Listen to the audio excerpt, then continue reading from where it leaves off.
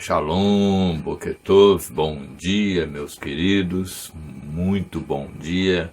E eu desejo do fundo do meu coração que vocês sejam tocados pela Torá, pelo amor pela Torá, e que Adonai possa então fazer uma obra maravilhosa na vida de cada um de vocês, de suas famílias, pois nós estamos vivendo momentos finais da história da humanidade, onde a redenção de Israel, a redenção de todo aquele que ama a Torá, que ama o Messias, que ama Israel, será concluída. E aí nós vamos viver aquele momento tão esperado que é o mundo vindouro. Então, se apaixone pela Torá, ame a Torá e dedique-se com fidelidade a ela. Eu vou trazer aqui a continuidade dos nossos vídeos, porque a Torá veio ao mundo, e no nosso último vídeo nós falamos sobre Israel, e nós vamos falar de novo sobre Israel. Nós começamos a falar sobre a nação eleita, a nação sacerdotal, a nação real, a nação chamada de filho e de noiva do Altíssimo. E hoje eu quero destacar outros aspectos da existência de Israel. Né? Por que Deus criou Israel? Por que ele o gerou como um filho? E é dito que Israel é o primogênito, né, de toda a criação. Então, nós precisamos entender isso. Também Israel é chamado de nação eleita. E Israel, ele é uma nação que sofre muito até por causa disso, né? Essa eleição, chamado para algo muito específico, né? Para algo maravilhoso, né? Então, eu preciso entender que Israel é a nação que foi criada por Deus para trazer a Torá para toda a humanidade. E ela padece, ela sofre justamente por causa disso.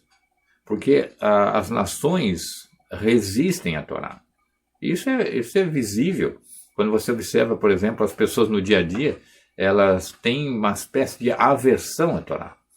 Você vai conversar com alguém, às vezes eu converso com alguns irmãos de origem cristã, e eles são diretos. Não, para mim é o Novo Testamento que interessa, e agora já foi a época da lei, agora era a época da graça, isso demonstra a ignorância bíblica, desconhecimento das escrituras sagradas e uma prática ofensiva a Deus, porque Deus foi quem criou a Torá, foi Deus quem trouxe a Torá ao mundo.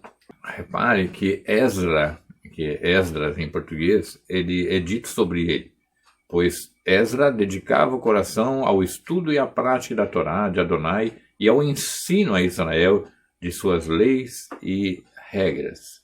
Esdras 7:10. O que ele está dizendo no texto aqui? Que ele se dedicava de coração ao estudo da Torá.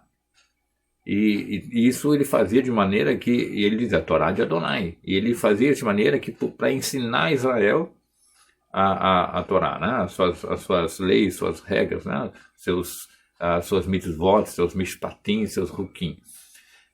E eu preciso entender que a dedicação de Esdras vai ser tão significativa na história de Israel que vai impactar Israel naquela época.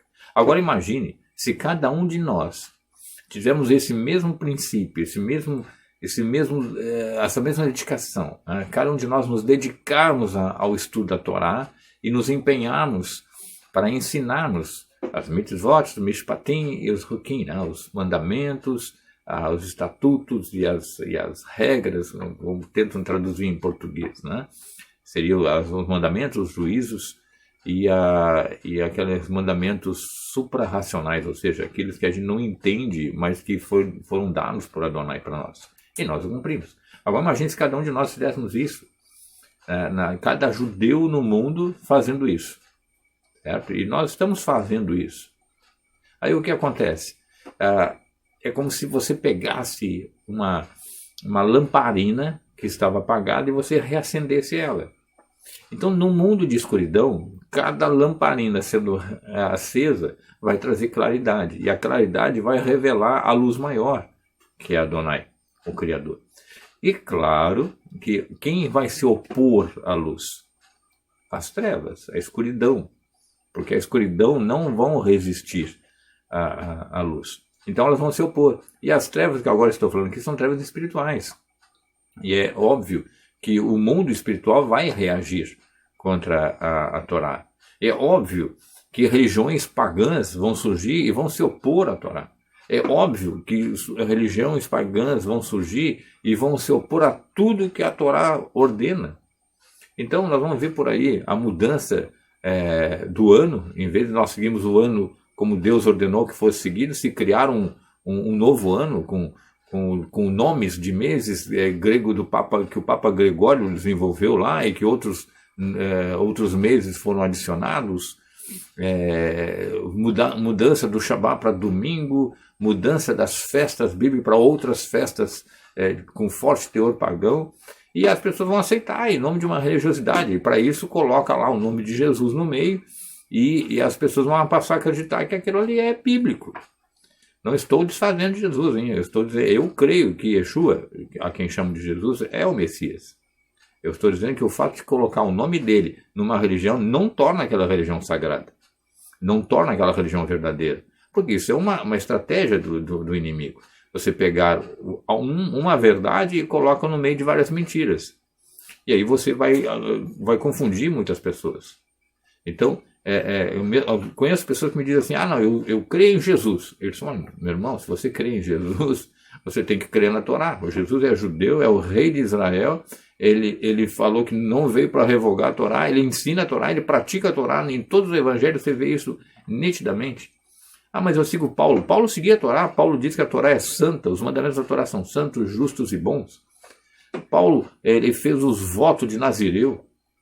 Paulo frequentava o Shabat, frequentava a sinagoga no Shabatot.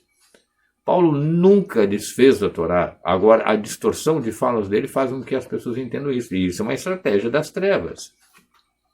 Mas aí você tem um povo, que é o povo de Israel, que ele não abre mão disso.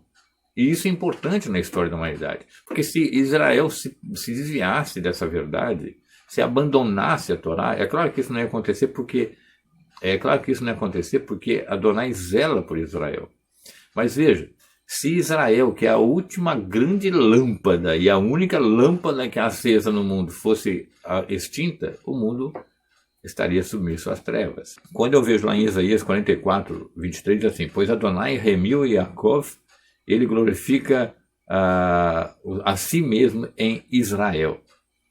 Veja bem, pois Adonai redimiu, está no passado, o verbo já está no passado contínuo, ou seja, ele já fez a redenção de Israel.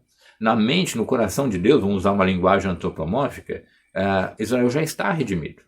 Então não há possibilidade de Israel não ser redimido no futuro, ele já está redimido. Aos olhos de Deus, no amor de Deus, na bondade de Deus, que é a graça de Deus. E vejam bem, ele, Adonai, ele glorifica a si mesmo em Israel.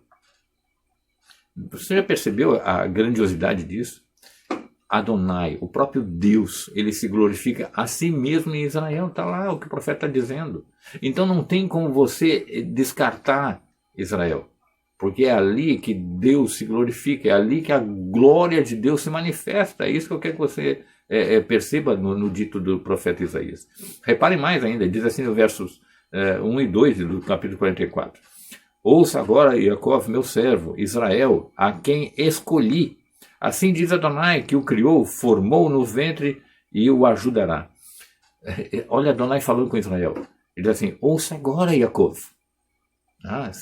Se direcionando a Israel. Yaakov é Jacó, né? Meu servo Israel. Servo é aquele que o serve, né? A quem escolhi, ou seja, foi escolhido, foi eleito. Nenhuma nação do mundo foi eleita, não existe essa coisa da igreja ser eleita. É Israel que é o eleito. E ele diz assim diz Adonai, que o criou, que o formou. Gente, criar é bará no hebraico. Bará é sempre criar do nada. Ou seja, a criação de Israel é uma criação especial. Ele não é a descendente de algo, ele é criado diretamente por Deus. A alma do povo judeu foi criada por Deus. E aí depois ele diz, e o formou, que o criou e o formou. Ou seja, aí sim, aí ele deu a forma para Israel, como a gente conhece hoje. Mas Israel é uma nação espiritualmente criada do nada, sobrenaturalmente, do poder do Altíssimo. Nenhuma outra nação foi criada assim. É só Israel. Por isso que ela é a nação eleita. Por isso que ela é a nação chamada de filho de Deus. Aí ele diz mais ainda, em Isaías 44, 2 e 3, não tenha medo, Iacov, meu servo, e o Churum, a quem escolhi, pois derramarei água em terras sedentas e correntes de água no solo seco. Verterei meu espírito sobre seus descendentes e minhas bênçãos sobre a sua prole, sua geração. O que ele está dizendo aqui, gente? Olha, preste bem atenção no versículo. Ele diz assim, não tenha medo. Ele está alertando Israel. Não tenha medo, Israel. Não tenha medo, meu servo, Yeshurum. É uma maneira de identificar, né, Israel. A quem escolhi, pois derramarei água em terra sedenta. Ou seja, eu vou fazer você reviver, ter forças, ter vida, né? E correntes de água-vida no solo seco. Eu vou transformar a Israel e verterei meu espírito, ou seja, vou derramar meu espírito, que não é a segunda pessoa da Trindade, porque não existe isso de segunda pessoa da Trindade, terceira pessoa, que não é a terceira pessoa da Trindade, não existe isso é heresia, só existe um Deus verdadeiro. Tá? Mas é o poder de Deus, ou seja, a essência de Deus vai ser derramada sobre os seus descendentes, ou seja, a descendência de Israel continuará sendo Israel. Já se passaram milhares de anos, Israel continua sendo Israel, sempre continuará sendo Israel, no mundo vindouro Israel continuará sendo Israel. E as minhas bênçãos sobre a tua prole, a tua geração. Então ele está dizendo que a presença de Deus em Israel, ela é muito forte, maravilhosa. E também ele diz o seguinte, Adonai diz o seguinte, o mundo será preenchido com o conhecimento de Deus, assim como as águas cobrem o leito do oceano. Esse conhecimento de Deus, né, vem da palavra hebraica dat, que significa intimidade com Deus. Ou seja, uma coisa que eu quero que você perceba também, é muito importante, qual é o grande propósito da Torá, qual é o grande propósito de Israel e qual é o grande propósito do ser humano. Qual é a missão do ser humano? Seja ele de Israel ou não. Conhecer a Deus. Por isso que muitas vezes você vai ler na Escritura assim, pelo meu nome eu não fui conhecido, e eu me darei a conhecer, e serei conhecido por. Né? Adonai está sempre dizendo isso. Por quê? Porque esse conhecimento de Deus é o objetivo final das nossas vidas. E conhecer, como eu falei, significa ter uma intimidade tal que eu não preciso de intermediários. É como, por exemplo, eu conheço, né, a minha esposa. Eu não preciso que ninguém me fale quem é ela, como ela é, o que ela gosta, o que ela não gosta, o seu jeito, os seus trejeitos, as suas habilidades, seus dons, seus talentos, suas características, suas virtudes.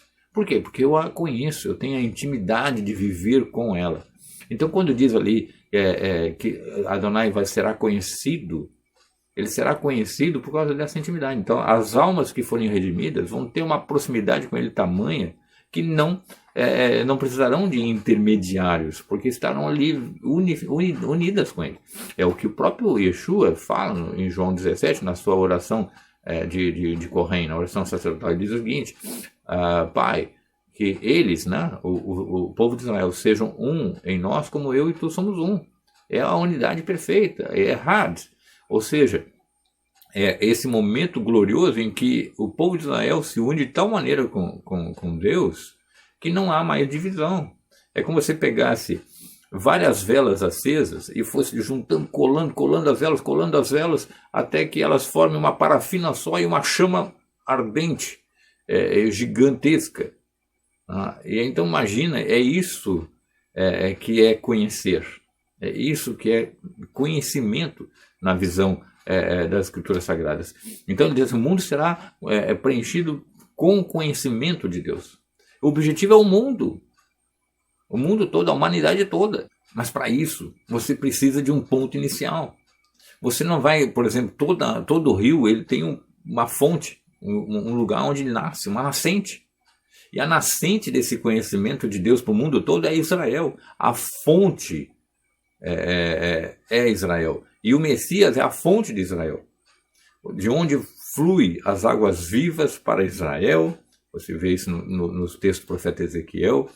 E aí dali flui para o mundo todo. Então todos que quiserem se achegar a essas águas terão que se achegar a Israel. Então imagine que eu fosse lá conhecer a nascente do rio São Francisco. eu teria que ir até a nascente do Rio São Francisco para ver a nascente, tocar na nascente, tocar naquela água que nasce ali na montanha. E aí, se eu quero conhecer a Deus, preste bem atenção, se eu quero conhecer a Deus, eu tenho que ir até Israel. Não no sentido geográfico, tá, gente? Mas no sentido de ao povo de Israel, ao conhecimento do povo de Israel. O povo judeu é que detém a correta interpretação das escrituras sagradas. E somente Israel. Então não adianta você criar religiões, o cristianismo tem as suas teologias. Gente, eu estudei teologia, posso dizer o seguinte, é furada.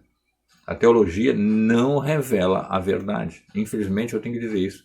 A teologia não revela a verdade, ela distorce a verdade, para que exclua Israel e coloque em destaque a igreja. A igreja não tem destaque. A igreja não é povo eleito. A igreja não é nação real, não é nação sacerdotal, não é a nação do Messias. É Israel. Basta ler a Bíblia. Você não precisa concordar comigo só porque eu estou falando. Vá ler a Bíblia, leia a Bíblia, você vai perceber isso. Se dedique ao estudo. Essa unidade, essa unicidade de Deus, ela abrange toda a criação. E ele quer ser conhecido como Deus único. E não como as nações fazem, que criam religiões politeístas. O cristianismo ele é politeísta, de uma certa forma, porque ele criou um Deus Pai, um Deus Filho e um Deus Espírito Santo. E ele ensina a doutrina de uma trindade, tal como existia nas religiões greco-romanas. O cristianismo nasceu num berço romano, por isso lá em Apocalipse 17 fala, a prostituta que se assenta sobre as 7 colinas. A prostituta é a infiel e as 7 colinas é Roma. Então o cristianismo ele surgiu em Roma. E obviamente por surgir em Roma ele se opõe ao que o judaísmo chama de Deus, que chama de Bíblia, que chama de palavra de Deus. E o cristianismo ele se opõe. Não, mas o cristianismo segue a Bíblia. Não segue. Gente, eu vim do meio cristão. Eu sou judeu, passei um bom tempo no meio cristão, eu posso dizer isso. Não, por mais que as pessoas não façam isso por maldade, é óbvio, eles são meus irmãos, eu amo meus irmãos. Não, a teologia não é verdadeira. A teologia ela é, ao mesmo tempo, hipócrita e herética. Ela não revela a verdade. Por isso é necessário que aquele que se achegue a Deus se achegue à sua Torá, se achegue à sua palavra de verdade. Tá? E aí, essa unicidade de Deus com a sua criação, chama-se Ahadut HaPeshutah, abrange o mundo material. E este mundo. Mas aí como é que eu posso entender isso? O que eu estou falando aqui, gente? O que significa esse Ahadut HaPeshutah?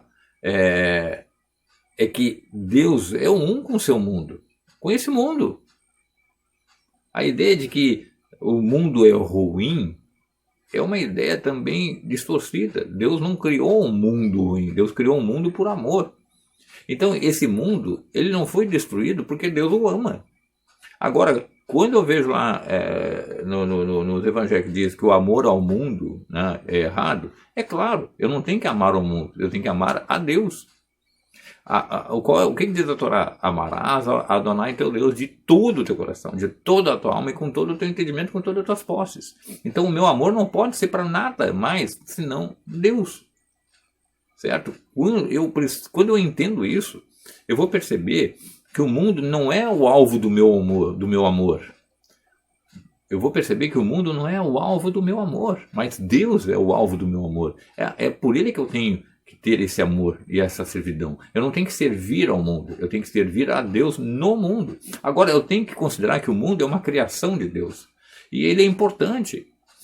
Gente, perceba, as pessoas são criação de Deus e são importantes. Você não ama seus familiares, você não ama seus amigos, é uma criação de Deus. Você não ama a natureza, não se vislumbra com uma montanha, com um rio, com o oceano, com o pôr do sol, ou com o nascer do sol, com os pássaros, com as árvores bonitas, com as flores, os animais selvagens.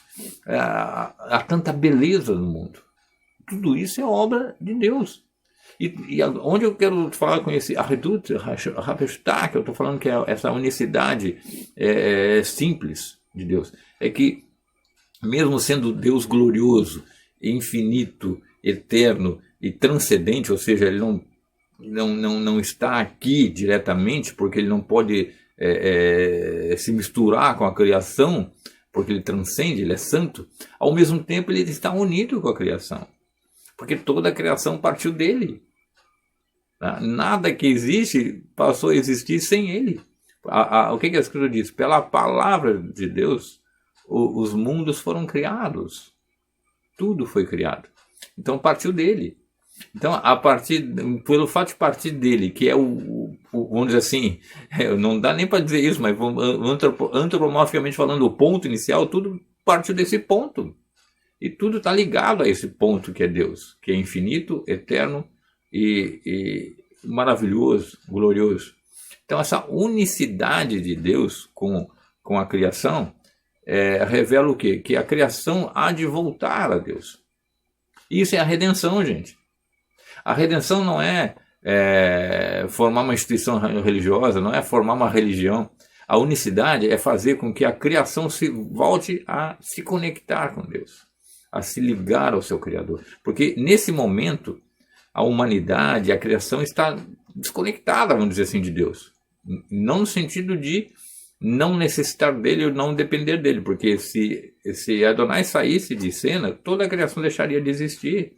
Esse mundo físico não teria mais. Ele continua mantendo a criação. Agora, quando eu digo de unicidade, significa que ele continua ligado à criação, mas nós temos que sentir essa unidade e buscar essa unidade. Então, a própria natureza, a própria criação, as plantas, as árvores, tudo que foi criado, tem uma expectativa, vamos dizer assim, uma ansiedade por essa revelação do povo de Israel no futuro próximo, para que ela também seja redimida. O que é redimido? Você já parou para falar na redimir? A redenção, o que é? É um resgate. Então, vamos lá, tem uma pessoa que está sequestrada. E aí eu vou lá, eu pago o preço desse sequestro e eu retiro do sequestrador a pessoa que foi sequestrada. Então, eu a redimi, eu a resgatei. E o preço é esse amor de Deus na pessoa do Messias. Então, quando se resgata Israel, e é Israel que foi resgatado, é Israel que foi redimido, gente, preste bem atenção, não é a igreja. E a igreja não será redimida. Aí, mas uma pessoa vai assustar, mas como assim? Não, o fato de ser igreja não vai ter a redenção para a igreja. Vai ter redenção para pessoas que hoje fazem parte da igreja, que se voltem para Deus, que se voltem para a Torá de Deus, que criam, obviamente, em Yeshua como Messias, que o reconheçam como Messias, mas que se conectem a Deus através da Torá. Sem Torá não há redenção. Sem Torá, porque a única maneira que você tem de conhecer verdadeiramente a Deus é através da Torá. É através da prática da Torá, da obediência da Torá. Porque ela foi dada por Deus justamente para criar essa conexão. A Torá, ela revela, na sua literalidade, ela revela fatos que aconteceram ao longo da história da humanidade. E isso tem que ser conhecido com literalidade, sim. E ela está me mostrando por quê. O pessoal acha que Torá é só lei, né? O pessoal fala assim, a Torá é lei. Tanto é que nas traduções, toda vez que tem a palavra Torá, o cristianismo coloca lei. Isso é um absurdo. A Torá não é apenas leis, mandamentos, regras, estatutos. A Torá tem a narrativa que Deus colocou para o ser humano. Ao ler, ele vai perceber a influência dele, a ação dele na humanidade. Desde a criação, lá em Gênesis 1, né, Bereshit 1, até o desencadear dos patriarcas, das 12 tribos, da formação de Israel, da outorga da Torá, da terra prometida. E se nós formos para Brit Hadashah, que é a aliança renovada, que chama erroneamente, hereticamente de Novo Testamento, nós vamos ver a continuidade dessa historicidade da ação de Deus, que culmina lá no livro de Revelação, que é Apocalipse. Que é o que? Você vê no finalzinho de Apocalipse, você vê o que o profeta falou, a Jerusalém celestial descendo.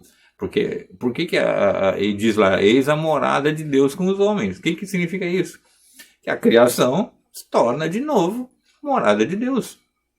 É a tal unicidade, é a tal É o tal conhecimento de Deus que eu estou falando aqui. E quem é que tem esse papel de fazer o mundo conhecer isso? Israel. Porque Israel é o único povo que é submisso à Torá, que crê na Torá, que confia na Torá, que proclama a Torá, mesmo com todo mundo rejeitando Israel e mesmo com a rejeição da Torá. Não existe, pessoal, preste bem atenção, não existe nenhuma religião no mundo que se submeta à Torá, a não ser Israel. E o judaísmo não é religião. Às vezes eu estou falando com algumas pessoas, alguns amigos meus, parece que é assim que, ele está tentando me forçar a barra para me levar para o judaísmo. Eu não vou levar ninguém para o judaísmo. E não vou fazer ninguém virar judeu. Entendeu? Isso é absurdo. Quem é judeu é judeu. Quem não é judeu não é judeu e nunca será judeu. As pessoas podem se fazer, como diz lá no livro de Esther, né? Se fizeram judeus. Porque perceberam que só havia salvação no meio do povo judeu. Então eles se fizeram, começaram a agir como judeus. Mas não que sejam judeus. O próprio Paulo diz, olha, vão ser enxertados os que não são judeus, mas que creem na Torá, que obedecem à Torá, que creem em Yeshua como Messias, eles serão enxertados. Ou seja, se eles forem enxertados, eles são externos à oliveira. Eles serão enxertados. Então não tem como, ninguém vai ser enxertado na igreja. Vão ser enxertados em Israel. Então, manter-se igreja é um absurdo. É um absurdo. É como você tivesse um carro para viajar, ou uma nave. É como se você tivesse uma nave para viajar pelo espaço e você continuasse acreditando que uma bicicletinha vai te levar a viajar pelo espaço. A igreja é uma bicicletinha. Ela é totalmente incoerente com o conhecimento e com aquilo que se faz necessário para se conectar a Deus. Eu falei no outro vídeo que o dilúvio, por exemplo, não foi um ato de punitivo ao extremo. O dilúvio foi um ato de purificação da terra, porque ele foi feito com água, e as águas são purificadoras. Reparem que o povo de Israel aprende e ensina pela Torá de que a purificação é feita através da imersão nas águas, que o cristianismo, por exemplo, transformou em batismo para quem vai pertencer à igreja. É outra distorção da palavra. Quando você imerge nas águas em obediência à Torá, você não está virando judeu. E você não vai, eu me batizei nas águas, agora sou da igreja tal. Você pode fazer o que você quiser, você pode pertencer até ao time de futebol que você quiser. Não tem esse significado. As águas têm sentido de purificação, ou seja, é como se nascesse de novo, né? Vejam a beleza do Torá. Uma criança, ela é formada aonde? Dentro do útero materno, certo? Dentro da bolsa de água, ela está imersa naquela água. E ela só nasce quando? Quando é rompida essa água e ela sai dessa água. Então, da mesma maneira, o rito de purificação da Torá é que você entra nessa água e sai dessa água. Quando você sai dessa água, você nasceu de novo. É uma purificação. Por quê? Por que você tem que entrar na água? Né? Por que nós temos que entrar na água? Porque nós estamos impuros diante de Deus. Então nós precisamos de uma lavagem, de uma limpeza. E aí nós emergimos, e quando nós emergimos, já não somos mais nós. Já somos uma criatura nova, já estamos purificados, já podemos estar aptos a nos relacionarmos com Deus. Então, quando Deus enviou o dilúvio, ele fez um ato de purificação da terra. Senão a terra seria destruída. E reparem que Deus não destruiu a terra, Deus a reconstruiu. Quem é que emergiu das águas? Noé e seus filhos. E suas noras, sua esposa.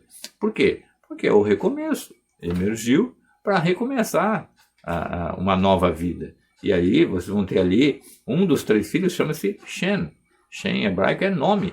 Porque através de Shem, nós teremos a invocação do nome de Adonai, o tetragrama. E através de Shem, a descendência de Shem, que vai parar lá em Avraham, Yitzhak, Yaakov, nas 12 tribos, nós teremos a continuidade dessa invocação do nome de Adonai através da Torá. Toda vez que eu estudo Torá, toda vez que eu pratico Torá, eu estou invocando o nome de Adonai. Eu estou me conectando a Adonai. E a única nação da terra que faz isso é Israel. Não tem como outra maneira, né? Uma coisa que eu preciso também entender é que a Torá ela é celestial. Por isso que ela desceu dos céus. Repare, como é que foi o autor da Torá? O povo de Israel foi levado até as redondezas do Monte Sinai. Aí diz o texto que os céus desceram no Monte Sinai. E aí a glória de Adonai desceu ali. Óbvio que é uma manifestação, só Shekhinah. Ele pousou ali, ele repousou ali. A palavra Shekhinah tem esse sentido de repousar. E ali ele se comunica com Moshe, que é um intermediário e que vai ser o grande profeta e o único profeta de uma qualidade de profecia que jamais existiu. Perdão, Adão era um profeta a nível de Moshe, né? O Adão antes da queda, ele se comunicava diretamente com Deus. E aí, repare que Moshe, os céus desceram do Monte Sinai e Moshe subiu no céu, entrou no céu. Moshe foi o homem que entrou no céu. E ao entrar no céu, Deus revela para ele a Torá. E ele desce do céu para a terra. Então a Torá ela é celestial. Ela é celestial. Ela procede de onde? De Deus. Negar a Torá é negar o próprio Deus. Dizer que a Torá já era é dizer que Deus já era. Que Deus fez algo por uma curta duração e agora faz outra coisa. Isso é loucura. Isso é loucura. Ah, não, mas é que agora é a era da graça. Isso é loucura. Isso é dizer que Deus não era gracioso em outros tempos. Isso é mentira, isso é difamação, isso é calúnia. Isso é um agravo, é uma ofensa ao Deus. Por isso, se a Torá é celestial, tudo que está escrito na Torá é celestial. E quando eu começo a entender isso, repare, se a Torá é celestial, então a procedência dela vamos dizer assim, os céus, né? A região celestial de Deus. Tá? Se ela é celestial, tudo nela é celestial. Tudo nela já existia no céu. A Torá também é eterna. Logo, se a Torá é celestial e ela é conhecida nas regiões celestiais e ela veio ao mundo, significa que ela deve ser entendida como celestial, sim. E ao mesmo tempo, no momento que ela desceu ao mundo, é como um anjo. Um anjo não tem corpo. Mas quando ele desce na terra, ele se manifesta de forma corpórea. Quando a Torá, que é celestial, desceu à terra, ela começa a ter uma roupagem terrena. Por isso que eu tenho mandamentos na Torá que são extremamente físicos.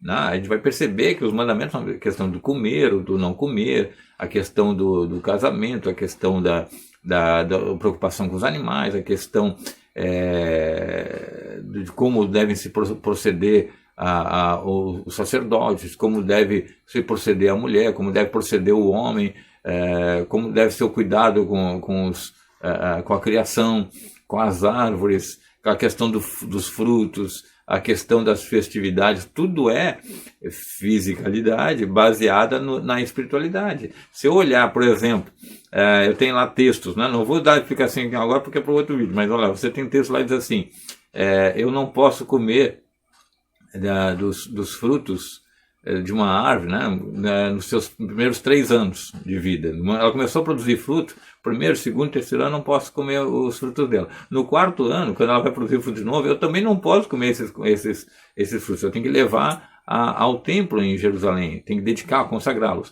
E só a partir do 5º ano é que eu vou comer. Aí você vai dizer o seguinte, mas por que a Torá coloca isso? Porque ela é celestial, tudo tem um porquê. Alguns mandamentos nós não vamos entender porque eles são supernaturais, entendeu? Mas eles têm um motivo, porque eles são celestiais, já são vivenciados no céu. E agora a gente tem a experiência de vivenciar na terra.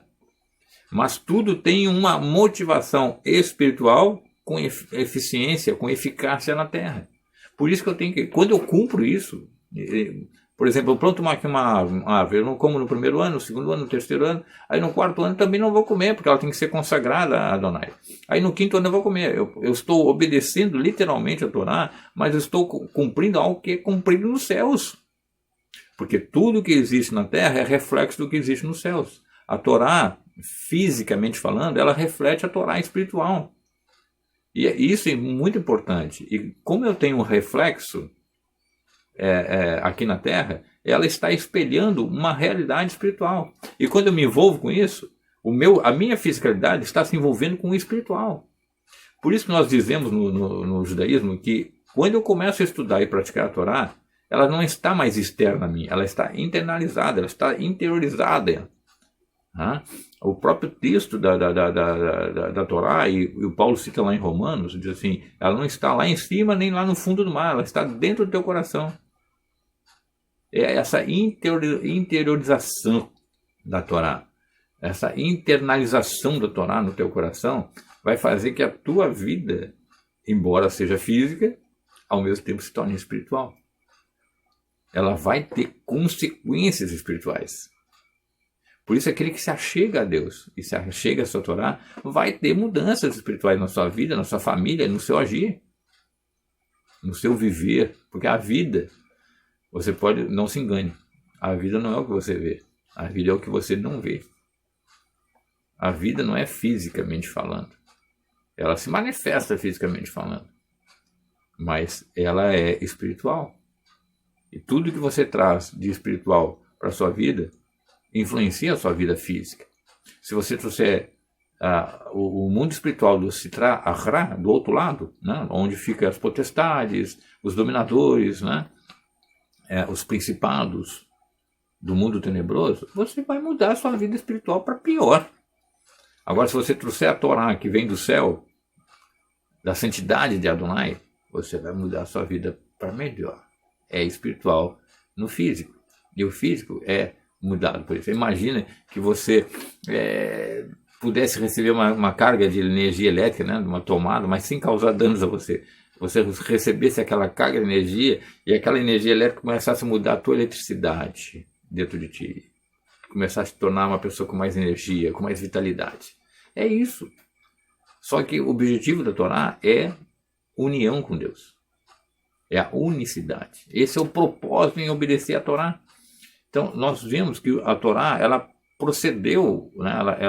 Nós vemos que a Torá precedeu o próprio mundo, a própria criação, ela é antes da criação. Ela não começou ali no Sinai, ali ela foi outorgada.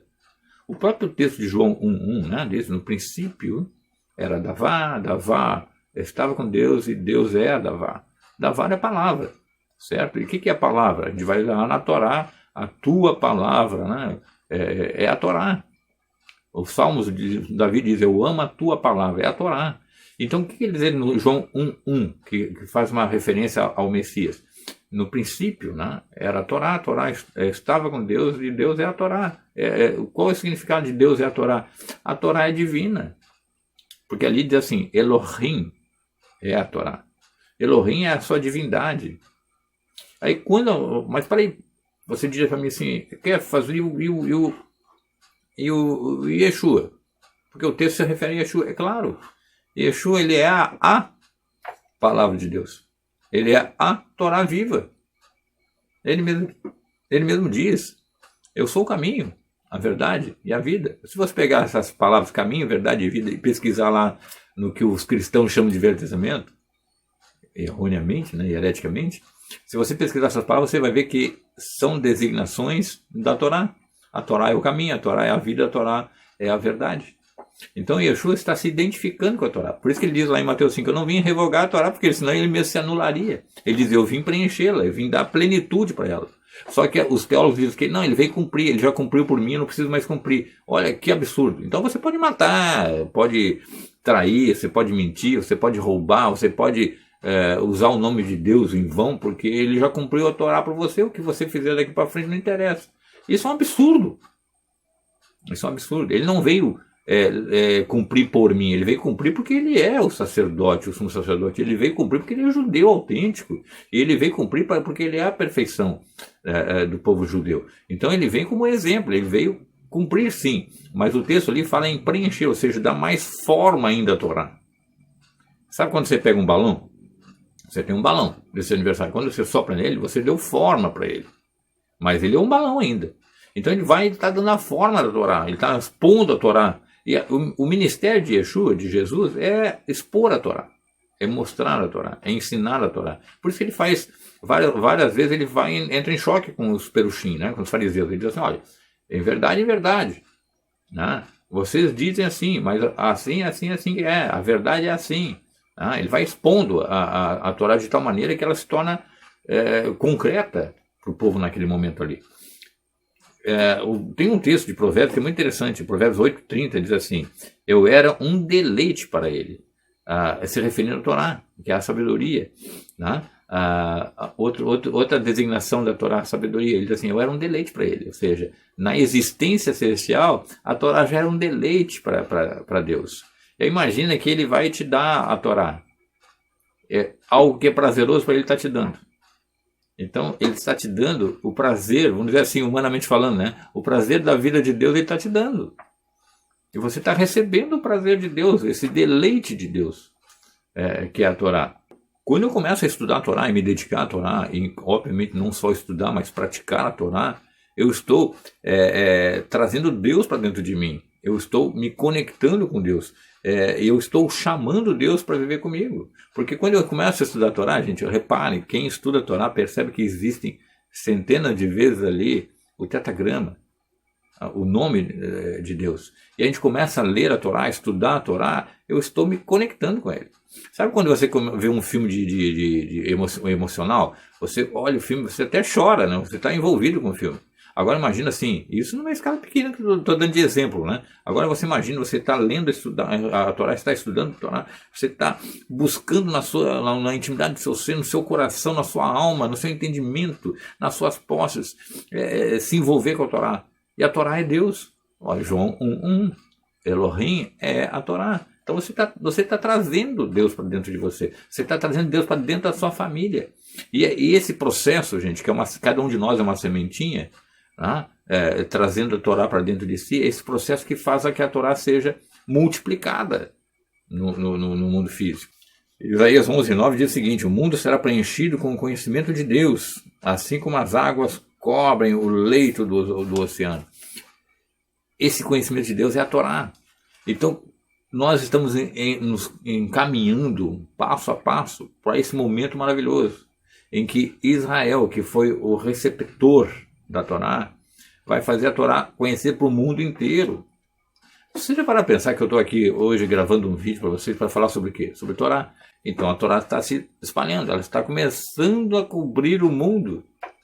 Tá? Existem outros tantos irmãos judeus que estão espalhando a Torá e com visualizações gigantescas, e cada um de nós, às vezes, até sem visualização, né? sem a mídia, mas no nosso dia a dia, a gente vive isso, a gente coloca isso para as pessoas, e isso está sendo espalhado.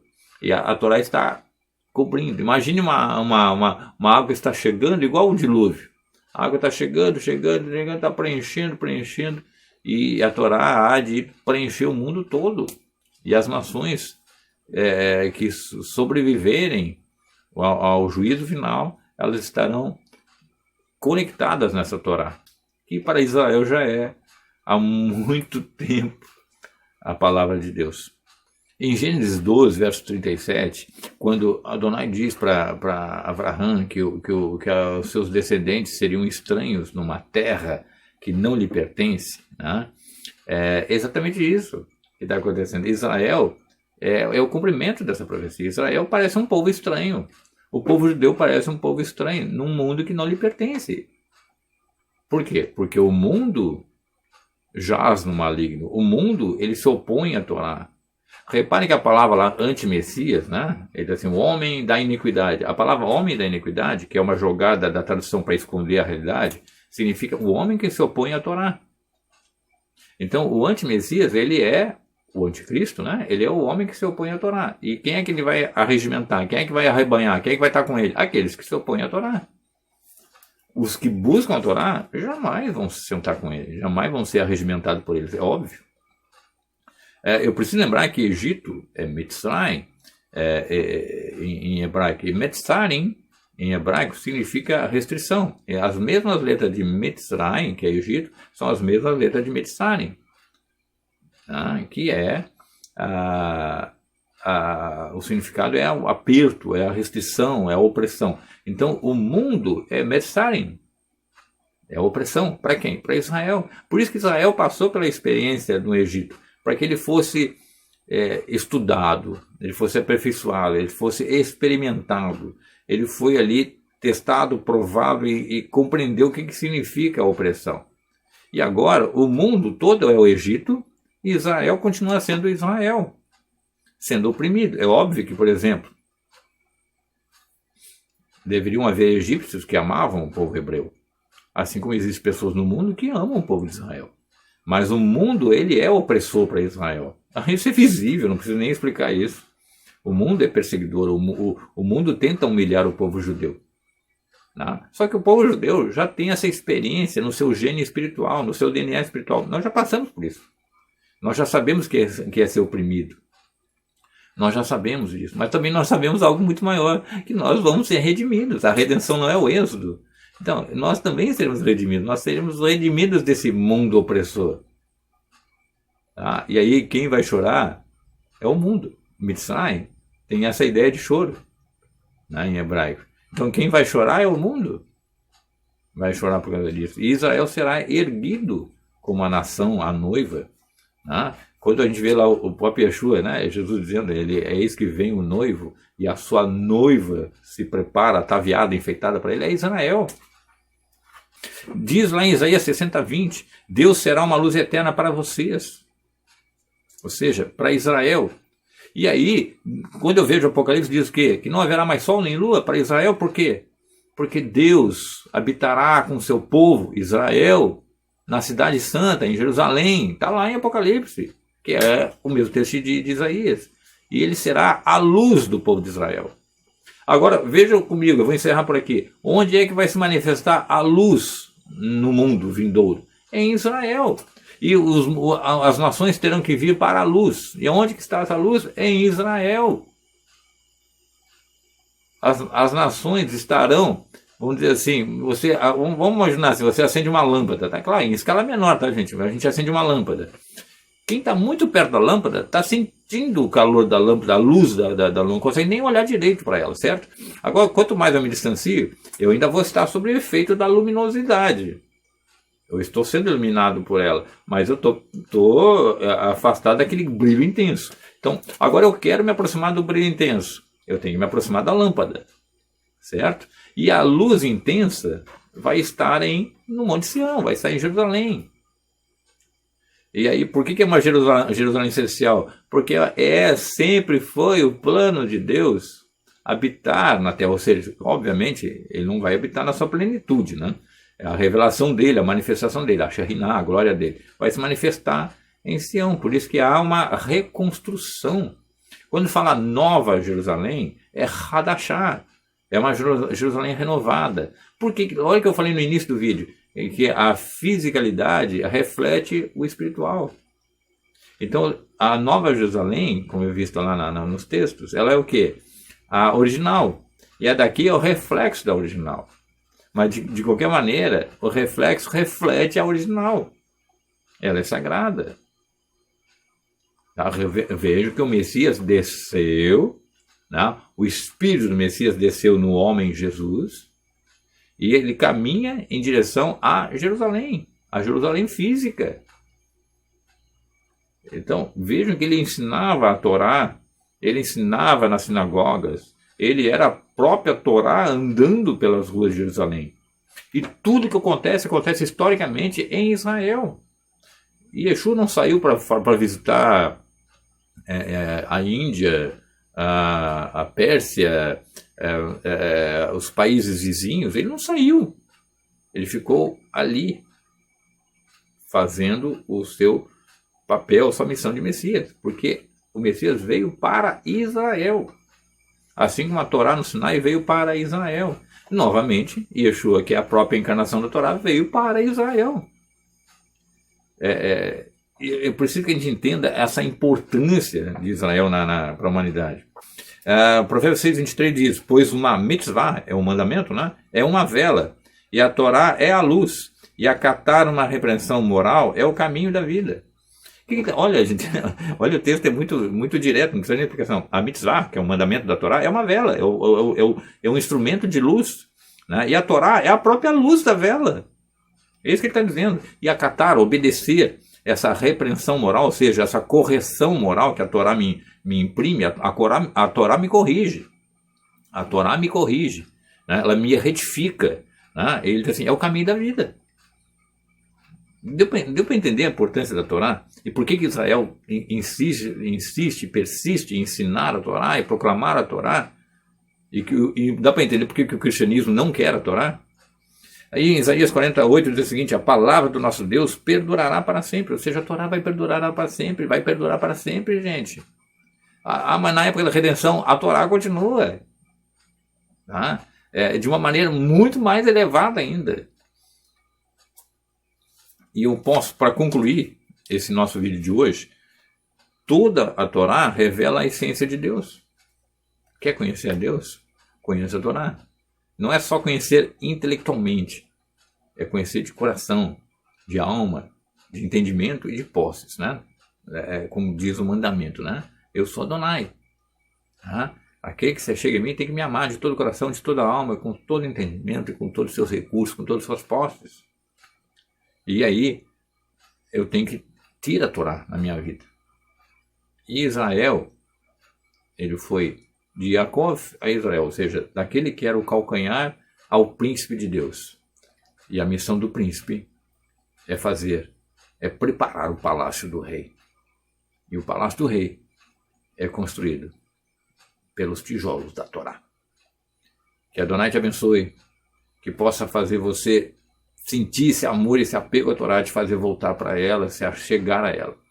Se você gostou do vídeo, gente, curta, por favor, isso vai ajudar a propagar mais o vídeo. Se você não é inscrito no canal, se inscreva. Mande mensagem, eu respondo todas as mensagens. Durante a semana eu vou vendo as mensagens e já vou respondendo. Tá? É um prazer, é um carinho, com muito amor que eu faço isso. Tá?